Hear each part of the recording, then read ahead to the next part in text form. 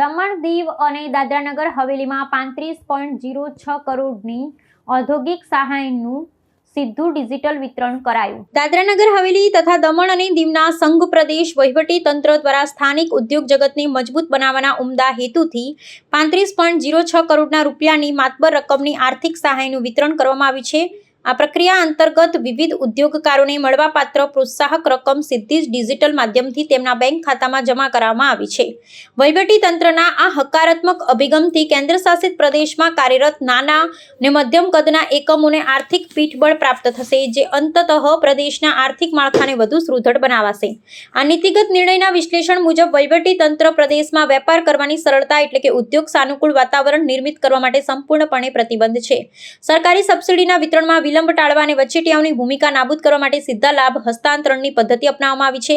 આ પગલાંથી માત્ર વર્તમાન ઉદ્યોગને જ ફાયદો થશે એવું નથી, પરંતુ નવા રોકાણકારો પણ આ પ્રદેશ તરફ આકર્ષાય તેવી પ્રબળ શક્યતાઓ સેવાઈ રહી છે, જે રોજગારીની નવી તકોનું સર્જન કરવામાં પણ સહાયરૂપ નીવડશે. फेज 2 के अंतर्गत इसको हम और भी रिफॉर्म्स को डीप करेंगे. इसके अंतर्गत जो हमारी कई सारी अप्रूवल्स थी पहले जो एक साल के लिए होती थी, उनको बढ़ा के उनका टाइम पीरियड बढ़ाया जाएगा. कई सारी रजिस्ट्रेशंस डीम्ड मानी जाएंगी, इंटीमेशन के बेस पे मानी जाएंगी, और एक थर्ड पार्टी सर्टिफिकेशन का एक जो रिफॉर्म है वो हम लाएंगे.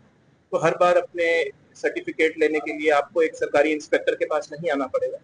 अब बहुत सारी जो मार्केट में थर्ड पार्टी है उनसे वो अगर सर्टिफिकेशन करा के सरकार को देंगे तो वो मान्य गिना जाएगा. इंडस्ट्रियल प्रमोशन स्कीम के तहत करीब 35 करोड़ रुपए का डिस्ट्रीब्यूशन किया है, जिससे हमारे संघ प्रदेश में करीब 800 करोड़ रुपए का नया इन्वेस्टमेंट आया है और करीब 4000 के आसपास लोगों को नया रोजगार मिला है.